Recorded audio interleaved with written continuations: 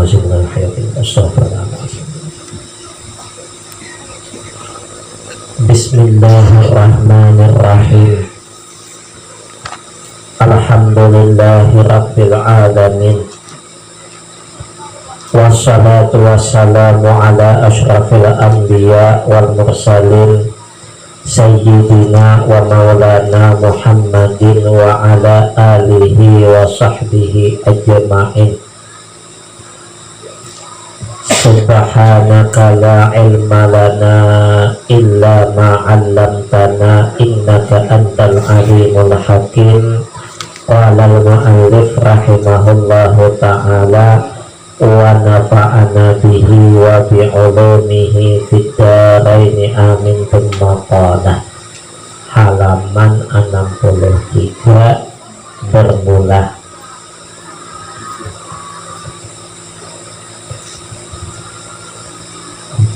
Baris dari bawah.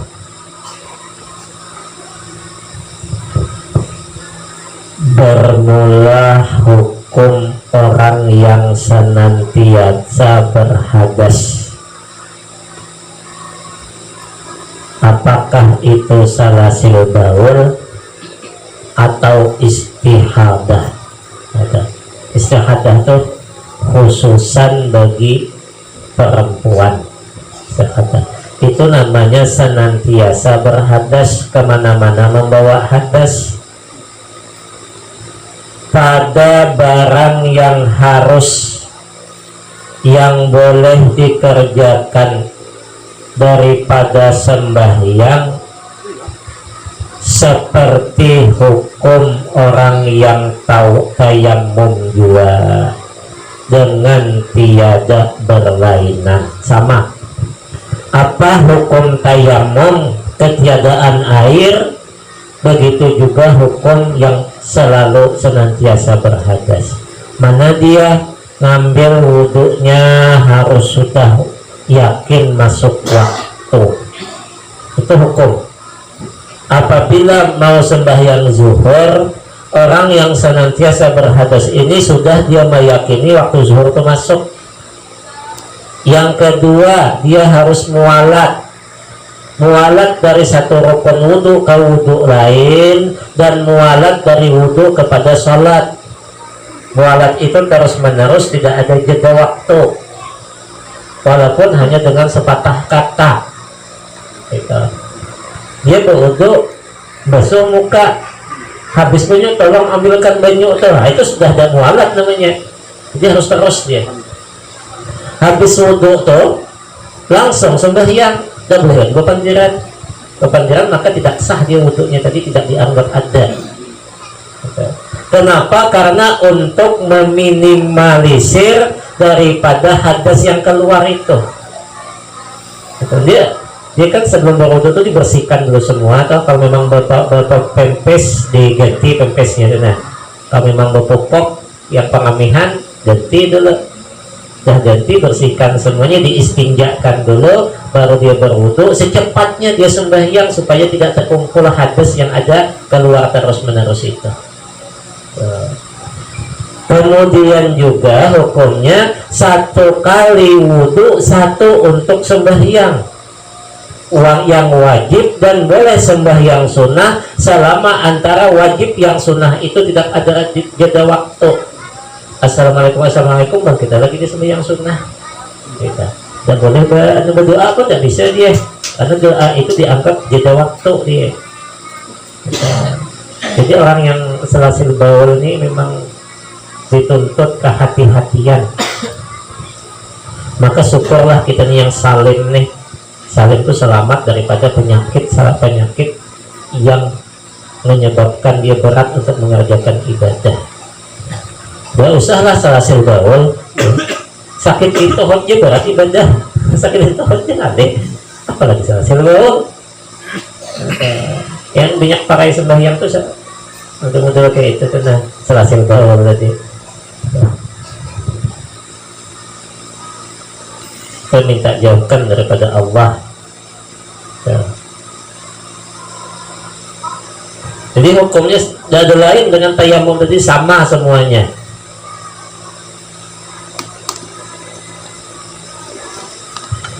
Maka jika diniatkannya, umpamanya nih contohnya pada wudhunya,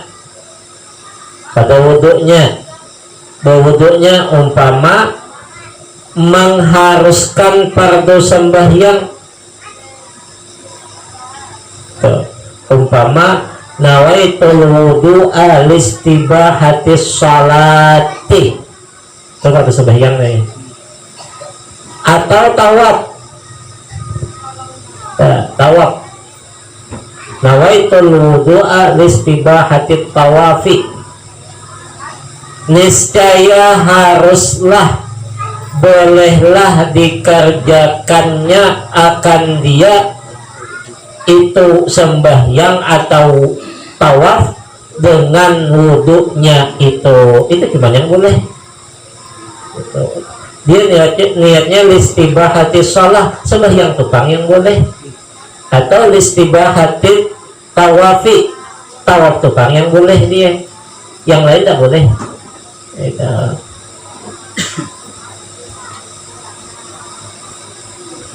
Dan jika tiada diniatkannya seperti yang demikian itu, umpamanya untuk sembahyang atau untuk tawaf, ini dua pekerjaan yang berbeda tuh ya, makanya memahami kitab itu ya. Kalau untuk sembahyang, untuk tawaf, ternyata di dalam wudhunya tidak ada niat untuk sembahyang atau niat untuk tawaf, maka tiada boleh dikerjakannya akan dia itu sembahyang atau tawaf dengan dia itu wudu, tidak boleh. Niatnya umpama nawaitul wudu'a listibahati qiraatil Qur'an, umpama sahaja aku mengambil wudhu untuk membolehkan membaca Quran, bawanya sembahyang tidak sah sembahyangnya, atau bawanya tawaf juga tidak sah tawafnya, atau berlainan dia meniatkan nawaitul wudu'a listibahatit tawaf lalu dibawanya sembahyang, tidak sah sembahyangnya karena berlainan niat dengan pekerjaannya.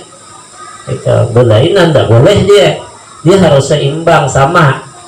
Kalau wudhu untuk tawaf ya tawaf, kalau wudhu untuk sembahyang ya sembahyang, kalau wudhu untuk qiraah Quran ya qiraah Quran.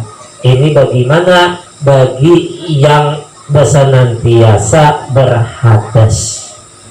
Kalau kita yang salim, yang selamat, tidak jadi masalah. Niat wudhunya untuk sembahyang, langsung tawaf, langsung baca Quran, tidak jadi masalah.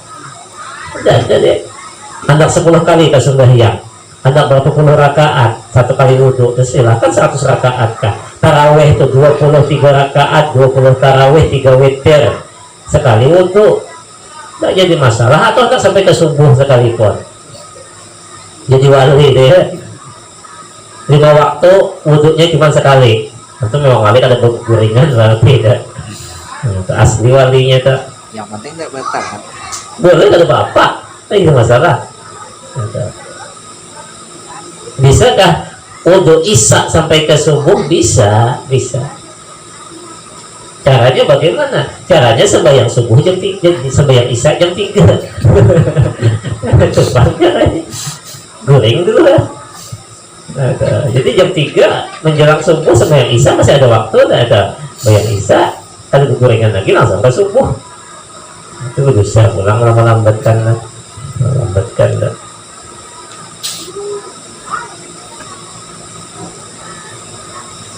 Nah, ditanya sahabat, ya Rasulullah, ayul a'mal afdal, apa jawab Nabi? As-salatu fi awali waktiha. Dan jawab Nabi begitu. Apa ya amal yang paling afdal? Jawab Nabi, sembahyang pada awal waktunya, itu afdal. Sahabat tuh banyak macam-macam nanya dengan Nabi, kadang beda-beda jawabnya. Ada lagi yang bertanya, ayul a'mal afdal. Jawab Nabi, at-tijarah. Itu berarti lain, pekerjaan apa yang paling afdal? Jawab Nabi, at-tijarah, yaitu berdagang. Oh, berdagang itu afdal rupanya.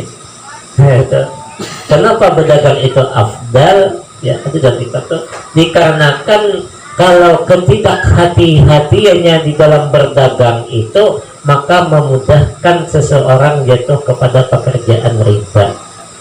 Maka di situ afdal. Amun betani ngalih nak riba, ngalih deh. Di jalan riba betani itu deh. Kampung surang, betanam surang, kawanin surang, kemana ribanya? Mun berdagang tuh masih ada, ya, silap sedikit jatuh kepada yang riba tadi. Maka afdal dia berdagang itu, yang mana afdal apabila dia berdagang mampu menjaga dirinya daripada riba. Afdal katanya. Dan kebanyakan pekerjaan para nabi-nabi itu adalah berdagang. Termasuk Rasulullah itu gawiannya awalnya berdagang. Atau berdagang. Jadi harus dagangan ya, asal jangan jatuh kepada riba. Barang 10.000 jual 50.000. Nah, itu mantap untung ya. Gitu.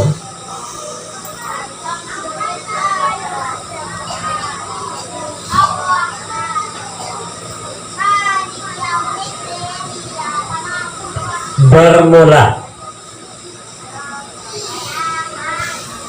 barang yang diniatkan mengharuskan dia pada wudhu, orang yang senantiasa hadas, atau pada tayamum orang yang bertayamum, itu 3 martabat, 3 tingkatan niat. Martabat itu tingkatan ya. Martabat itu bahasa Arab, martabatun artinya tingkatan, maka naik martabat, naik tingkat artinya. Jatuh martabat berarti turun tingkat. Jadi jadi bahasa Indonesia sudah martabat tuh, padahal bahasa Arab tuh martabatun artinya tingkatan. Maksudnya ada martabatul ula, tingkatan pertama, atau martabatul tsaniyah, tingkatan yang kedua.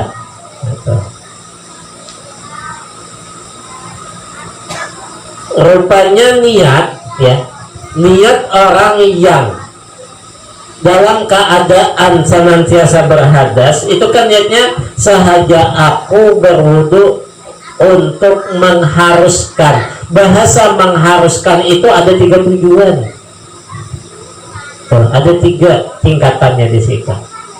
Tingkatan pertama, kedua, ketiga. Apabila dia berniat dengan tingkatan yang pertama, boleh mengerjakan tingkatan pertama, kedua, dan ketiga. Apabila dia mengerjakan tingkatan yang kedua niatnya, maka boleh mengerjakan yang kedua dan ketiga. Yang pertama tak boleh. Apabila berniat pada tingkatan yang ketiga, maka tingkatan yang ke-1, kedua tak boleh, dia tidak sah. Harus tahu juga, ada salah-salah niat ada sah pula sebenarnya. Karena yang namanya salah silbau segala macam itu kita tidak menutup kemungkinan kita bisa kena gitu. Barang ini nyata dihukum, itu sesuatu kemungkinan besar akan banyak menimpa umat manusia. Gitu. Penyakit ini gitu. Hasil baul sama ada yang apa namanya ambien ya, ambien itu kalau parah betul tuh beti isan anu tuh ya, keluar darah tuh ya, sudah parah betul tuh infeksi sudah itu termasuk daripada senantiasa berhadas dia. Darah yang keluar dari ambien itu termasuk darah najis, darah hadas, tidak sama dengan darah bisul dia atau darah jerawat. Gitu. Belum lagi yang lain-lainnya. Gitu. Atau karena ditimpakan penyakit mincret, ada ampihnya, bisa jadi rusak dah, paparutannya rusak. Itu mincret. Nah itu. Nah pada sembahyang aku mincret terus ya, itu sudah kena hukum itu. Tidak bisa ya, tidak ada alasan. Kalau pengantut nanti ya sudahnya lah. Agar wudhu bekantut. Tapi berkantut itu tidak termasuk daripada senantiasa berhadas. Kenapa? Karena berkantut itu ada ampihnya, kecuali kantutnya sambung menyambung, ada ampih-ampihnya, itu termasuk senantiasa berhadas dia. Ada jeda waktunya dia. Nah, ketika jeda waktu itulah dia langsung berwudu sembahyang, dan dia niatnya tetap seperti wudhu biasa. Gitu. Makanya yang namanya berkantutan itu tidak termasuk daripada orang yang senantiasa berhadas. Dia masih termasuk orang yang salim. Ada tuh yang diuji dengan pengantutan tuh. Sembahyang subuh tuh yang saya pengantutan. Karena angin masuk. Itu.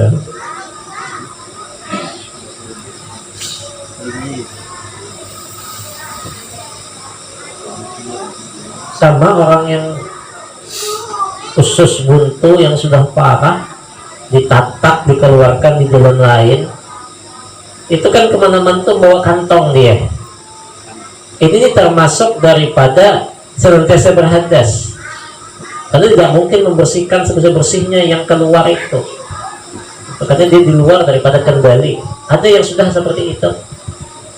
Jadi usus dialihkan, bikin lubang lain, dikeluarkan dia, dan keluar anunya itu, kotorannya itu tidak lubang anus lagi, tapi sudah yang dipotong tadi. Termasuk itu. Jadi kemana membawa kantong asoy dia, atau membawa ada yang apa semacam penyerap lah gitu. Jadi ternyata usus buntu ini bahaya juga ya. Bahaya.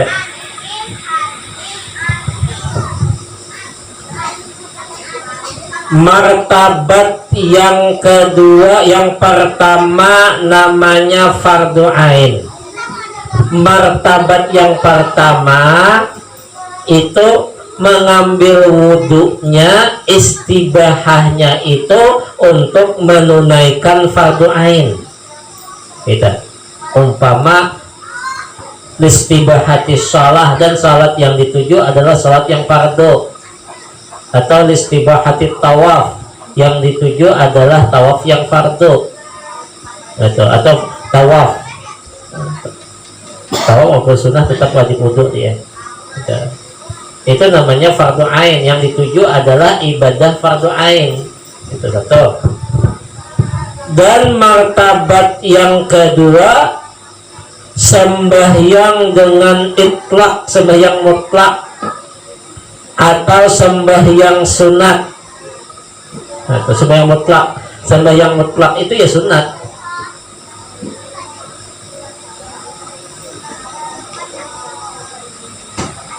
Atau sembahyang jenazah fardu kifayah. Sembahyang jenazah itu fardu kifayah.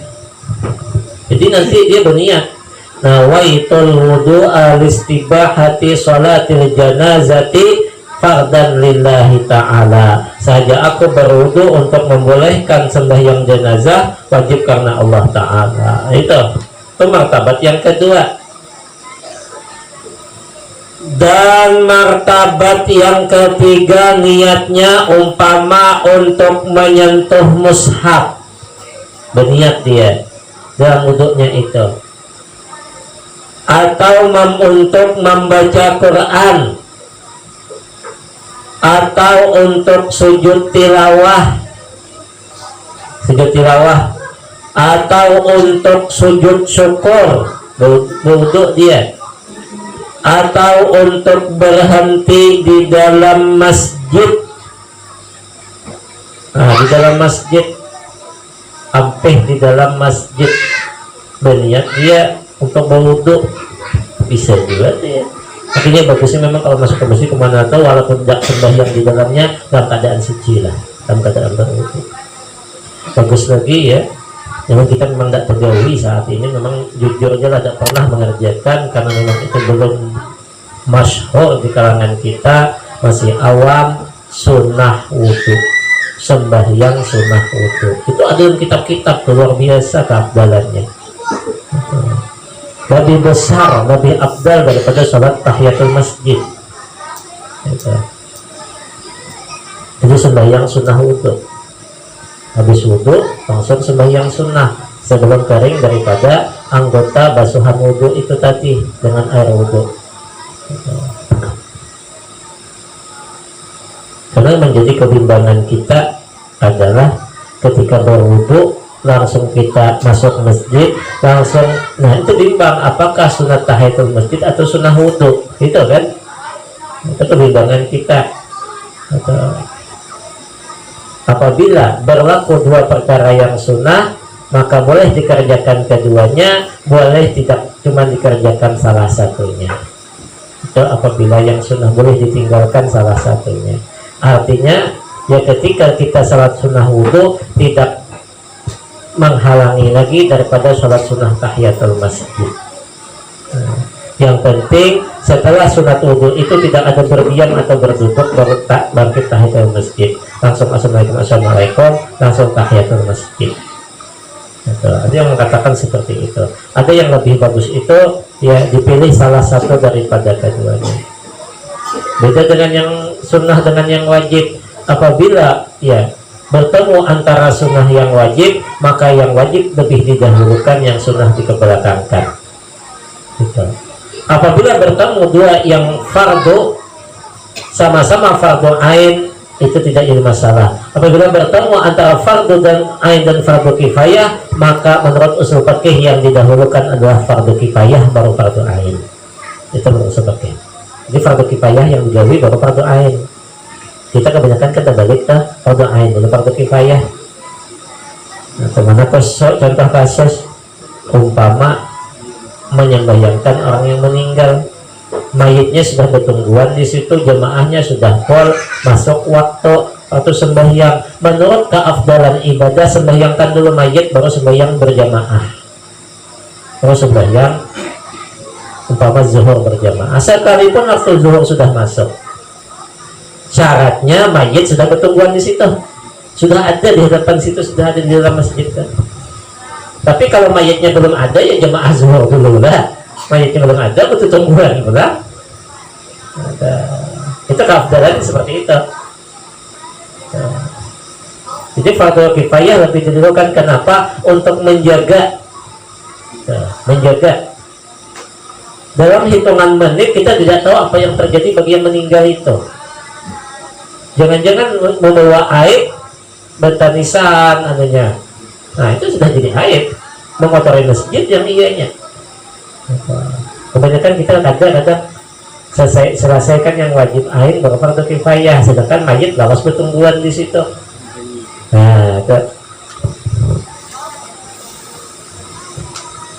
Kalau memang mengerjakannya umpama sesudah sholat asar, umpama di undangan ada sesudah sholat asar, ya tinggal keluarga lagi berinisiatif. Ketika menjelang sholat asar itu jangan mayat dimasukkan dulu ke dalam masjid.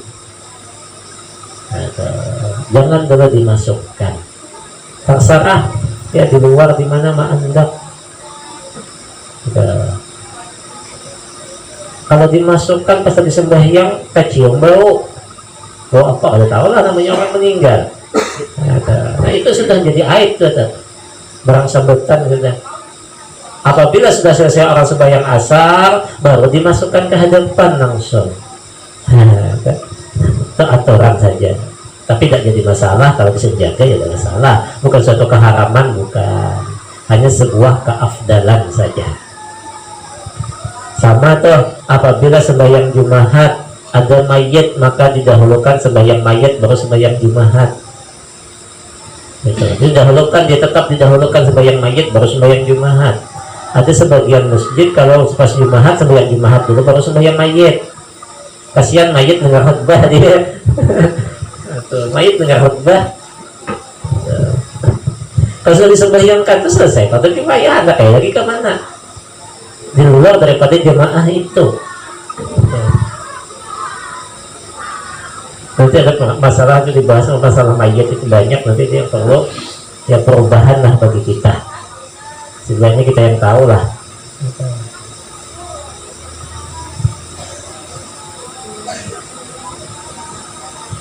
atau mentamkinkan suami pada hak perempuan yang haid. Itu kan perempuan ini masa haidnya berapa, kemudian ada mungkin dia terkena istihadah. Nah, masa haidnya kan kalau dia beriringan dengan istihadah, maka wajib haidnya bagi perempuan itu dihitung 15 hari 15 malam, wajib dihitung dia. Adapun selebihnya maka terhitunglah sebagai istihadah. Istihadah itu artinya dia sudah senantiasa berhadas. Nah, untuk meyakinkan suaminya bahwa dia sudah putus haid, mandi dia. Nah, ketika itu dia berwudu di hadapan suaminya, mentamkinkan namanya, bahwa dia tidak haid lagi.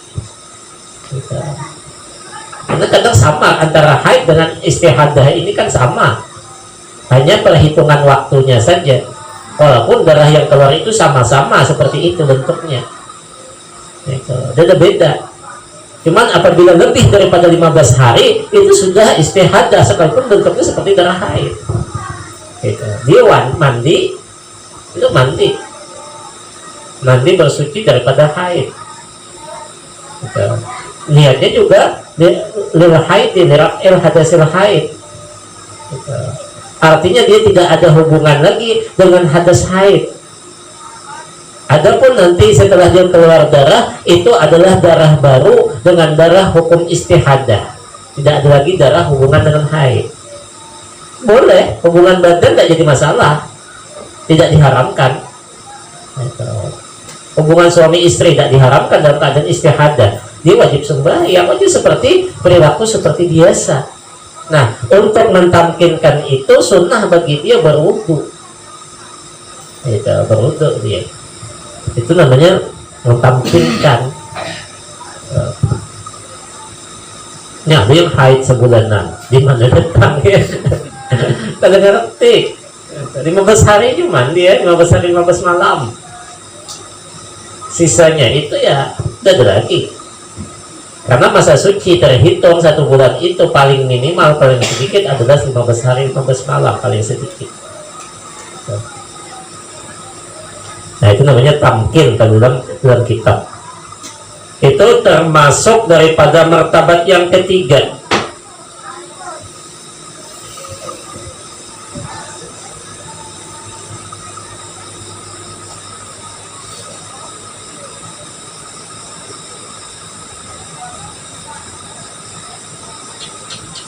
Maka apabila diniatkan pada wuduknya atau tayamumnya, apa niatnya?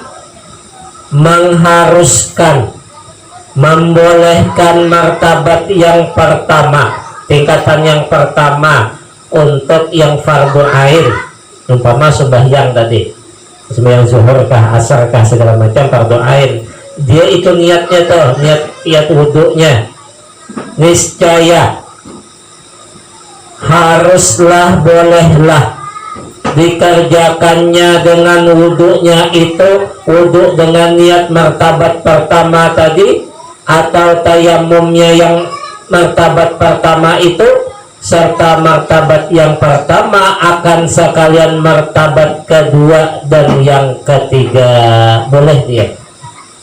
Jadi 3 pekerjaan boleh digawe. Umpama dia berniat nawaitul wudu'a listibahati salati fardan lillahi ta'ala, boleh dia baca Quran. Itu karena aku baca Quran martabat yang ketiga, tidak jadi masalah. Atau dia boleh sembahyang sunnah, boleh dia. Mana contohnya?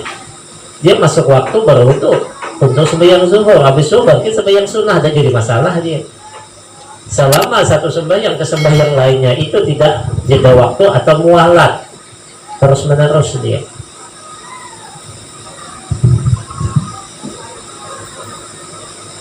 Tapi tidak ada yang kena ini dah ya, jangan ya. karena itu menganjurkan. Memang kita jarang baca doanya tuh. Apa doanya ketika habis istinja? Allahumma hassin farji minan nifaqi wal fawahish. Itu kata ulama mengisyaratkan kalau sering membaca doa itu maka dijauhkan oleh Allah bala daripada penyakit yang menimpanya pada kubul maupun buburnya. Kita ini ada berdoa lagi. Nah, yang biasa yang bisa dilafazkan cuma masuk WC dan keluar WC. Masuk WC, Allahumma inni a'udzubika minal khubuthi wal khaba'ith. Keluar WC, alhamdulillahilladzi adhaba 'annil adha wa 'afani. Padahal ada yang lebih penting setelah kita qada hajat. Sudah selesai qada hajat, ada beristinja. Nah, beristinja itu berbasuh. Habis berbasuh, nah itu langsung membaca apa tadi? Allahumma tahhir qalbi minan nifaq wal fawahish. Allahumma hasin farji minal nifaq wal fawahish. Jadi kan seperti itu. Gak bisa bahasa kita, ya Allah selamatkanlah aku nih, parasku ini daripada perbuatan nifaq dan fawahish. Keji, perbuatan keji itu yang anehnya. Karena kubul maupun dubur itu kan berat penyakitnya. Kencing batu, kencing manis, belum lagi karena ambien, belum lagi bebisulan. Itu berat ya di situ. Itu hitung-hitungan bisa operasi, kencing batu segala macam tuh, hitung-hitungan bisa operasi dia. Ngalih deh bacaannya, obat-obatannya tuh ngalih. Karena ambien tuh kalau ke dokter dipotong tuh lah, sudah ditatak tuh lah, dia dimasukkan kembali dia yang terkeluar gitu.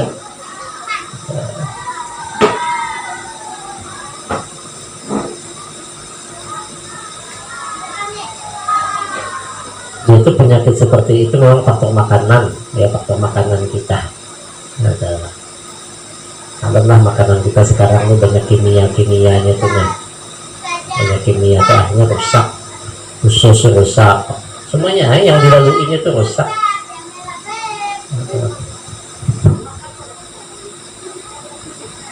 Banyak bahan kimianya kita makan, banyak makan racun.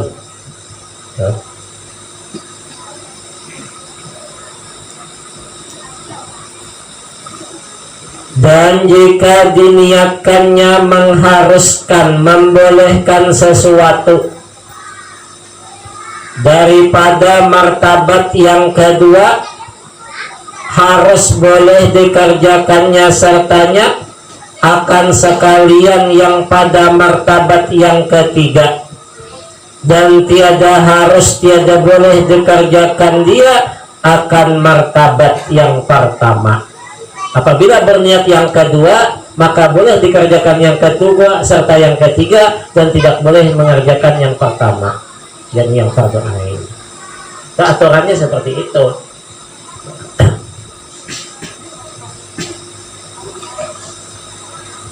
Dan jika diniatkannya mengharuskan akan sesuatu daripada yang pada martabat yang ketiga, haruslah, bolehlah dikerjakannya serta akan barang yang tinggal pada martabat itu. Artinya martabat ketiga cuman, dan tiada boleh dikerjakannya barang yang pada martabat yang pertama dan yang pada martabat yang kedua. Tidak boleh lagi, khusus dia yang ketiga itulah dia. Kalau terniat yang ketiga, tapi jarang ini tergawi, jarang dibahas. Kebanyakan orang yang pertama itulah sudah, yang sudah selesai yang pertama itu artinya aman dah kita. Mau mengadakan yang kedua atau yang ketiga tidak dipermasalahkan. Tapi andai kata bisa tersilap juga, bisa juga. So, walaupun tak tergawi, setidaknya tahulah kita kan. Kalau sudah tahu, nyaman. Gitu.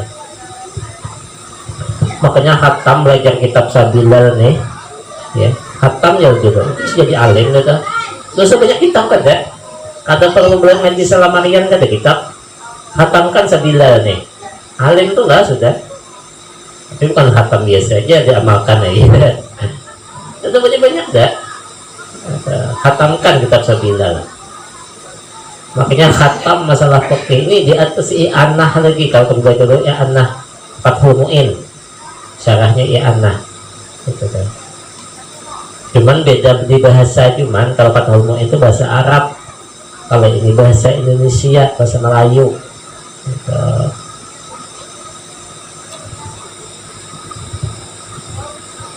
Karena banyak di sini nanti bahasa yang agak aneh kedengarannya, agak ganjil kedengarannya karena memang kadang bukan bahasa hari-harian kita gitu. Diambil daripada bahasa Banjar kadang tak angkat daripada bahasa Melayu atau campuran lah. Masalah ada masalah kalau masalah itu berarti masalah permasalahan atau persoalan masalah itu persoalan atau pertanyaan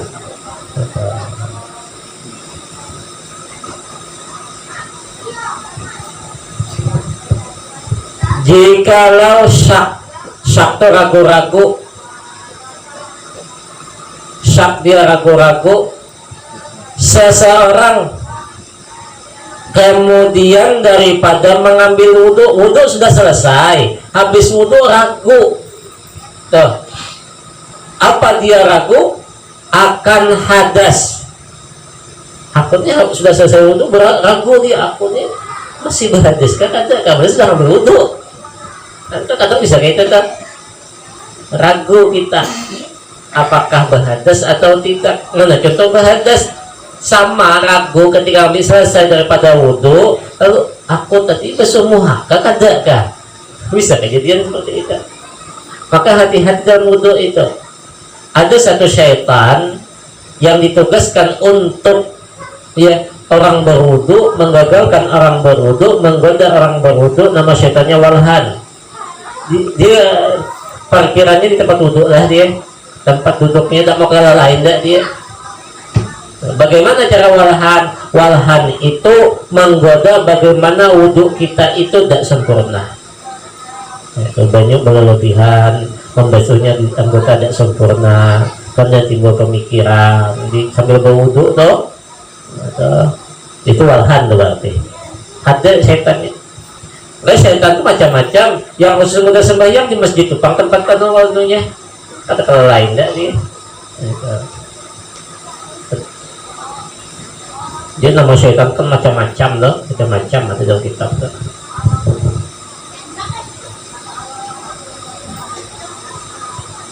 Maka mengambil wudhu iya ya mengambil wudhu iya ulang ngambil wudhu ulang karena ihtiyat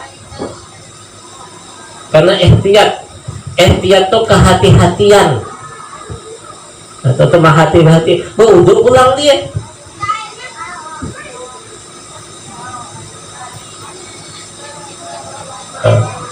maka nyatalah ia berhadas oh ternyata memang bukan ragu lagi tadi memang berhadas awalnya ragu setelah mengambil wudhu yang kedua untuk kehati-hatian nyata bahwa dia berhadas bukan ragu lagi maka tiadalah memadai mencukupi akan dia wudhunya itu jadi wudhu kedua itu tidak cukup tidak kebilangan atau tidak disebut lagi karena syak ia ragu ia pada niat dengan tiada darurat atau tidak sah wudhu yang kedua artinya ya tetap wudhu yang ketiga lagi dia diulang meyakinkan tadi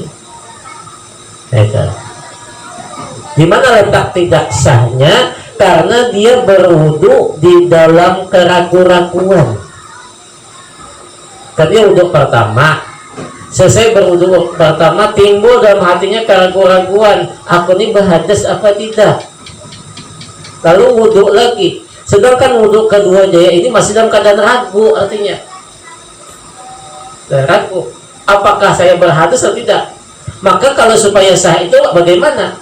Dia wajib memastikan berhadasnya itu sebelum berwudu yang kedua, itu baru sah. Apabila dia sudah memastikan sebelum berwudu yang kedua, artinya dia yang pertama tadi tidak sama sekali berwudu, dianggap batal sudah, maka wudu dia yang kedua. Nah itu sah, tidak jadi masalah, pastikan langsung. Maka apabila seseorang beramal dengan amalan yang ragu-ragu, hukumnya adalah mardudun atau ditolak. Hati-hati, dia berwudu di dalam keraguan-raguan. Sembahyang sama, sembahyang kita tuh ragu-ragu masuk waktu, tidak sah sembahyang kita. Ragu-ragu arah kiblat, tidak sah sembahyang kita. Ragu-ragu baju tapih kita ini bersih apa tidak sah sembahyang kita. Wajib dipastikan tuh, atau sebelum sembahyang wajib pastikan kiblat, jangan ragu-ragu. Makanya setiap anak kan sudah ada tandanya, sembahyang di rumah. Kemudian apa? Pakaian kita wajib dipastikan, ragu-ragu buka ganti. Nah itu, karena tidak sah nanti. Masuk waktu umpama isya jam 7.30 misalnya, lalu kita sembahyang jam 7, ragu-ragu masuk apa tidak waktu, maka tidak sah dia sembahyang kita. Maka beramal ibadah yang disertakan dengan syak, dengan ragu-ragu, maka hukumnya batal. Ibadah hanya boleh dilaksanakan sebatas paling rendah adalah derajat zan. Derajat zan pun ibadah kita harus disertakan dengan ijtihad terlebih dahulu. Apabila orang itu sudah sampai kepada yakin, tidak perlu diijtihadkan lagi, langsung ibadah. Yakin masuk waktu, sudah langsung ibadah. Kalau zan sangkaan masuk waktu apa tidak, maka wajib meyakinkan, salah satunya mungkin bertakun dengan orang dan lain sebagainya, itu namanya bukti ijtihad namanya. Sama kiblat, ragu-ragu kita kiblat, jangan langsung sembahyang. Ada orang lewat, tanyain dulu di mana arah kiblat, itu namanya model ijtihad, bertanya. Atau mungkin tidak ada orang, lambatkan dulu, lihat perjalanan matahari. Kalau siang, kalau malam biasanya bintang. Itu biasanya, itu yang ahli perbintangan.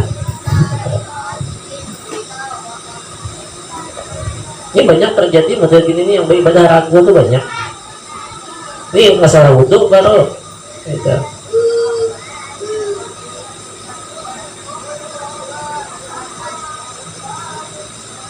Bersalahan jika tiada nyata ia berhadas.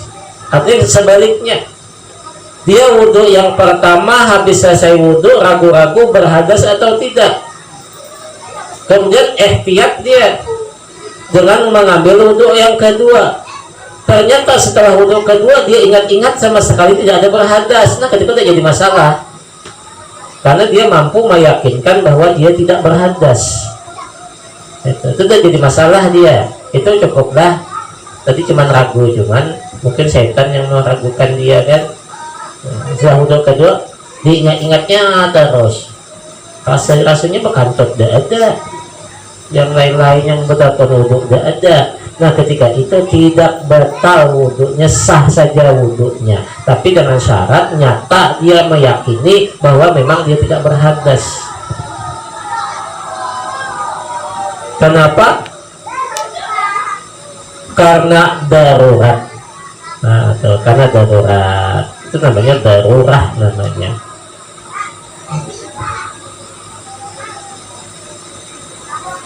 Sama ya, apabila kita ragu-ragu berhadas atau tidak, yakinkan saja berhadas sudah, putuskan sampai di situ bahwa kita berhadas, maka wudhu, dan wudhu kita seperti wudhu semula, selesai. Jangan nanti memutuskan kita berhadas atau tidaknya setelah wudhu yang kedua. Itu menggantung namanya, menggantung wudhu di dalam syak.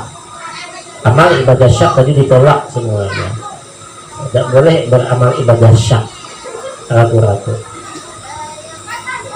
Puasa nanti masuk umpama ragu-ragu, isok puasa apa kada, haram hukumnya puasa karena mau tidak diterima sama sekali, maka wajib memastikan bahwa masuknya puasa. Ini puasa bisa 29 nanti ini, tahu berapa ini kalau menurut hisabnya, karena ditakmilkan bulan apa kemarin, bulan Jumadil Akhir 30, Rajab 29 kalau hitungan ada 29 cuman, tapi kalau di kalender 30 ada 29, Syaban ini bisa 30 nih, Syaban 30, Ramadan bisa 29 nanti. Tapi nanti kembali kepada Ru'yatul Hilal, tetap melihat anak bulan tetap. Karena kemungkinan besar bisa 29 dia. Karena menyempurnakan bulan Rabiul Akhir, Jumadil Akhir sudah disempurnakan kemarin. Kecuali nanti ada perhitungan Ru'yatul Hilal, ya Sya'ban 30, Ramadan ya disempurnakan menjadi 30, disempurnakan namanya. Nah, Syawal jadi yang 29 bisa. Itu gawinya ilmu falak tuh. Ilmu falakiyah.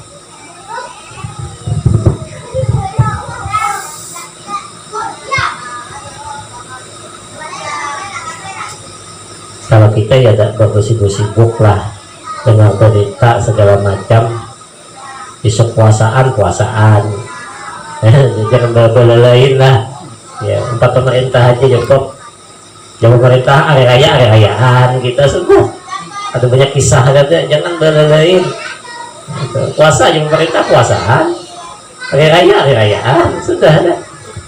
Itu kan ada kadang selisih kan.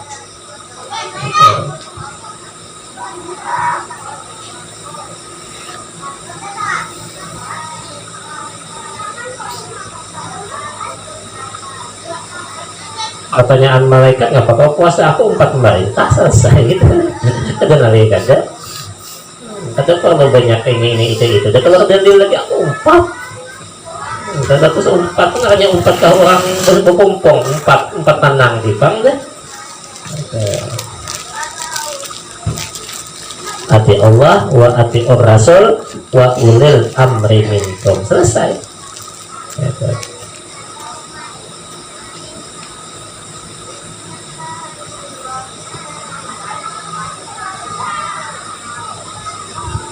Bulan deh tanggung ini banyak ya ini kalau dari awal kan nanti kita sambung masalah lah, dari masalah itu nanti dijelaskan lagi biar lebih, nanti ada bandingannya seperti orang mengqada sembahyang, atau nanti ada bandingannya itu nanti yang perlu penjelasan lebih dalam bagaimana menjelaskannya.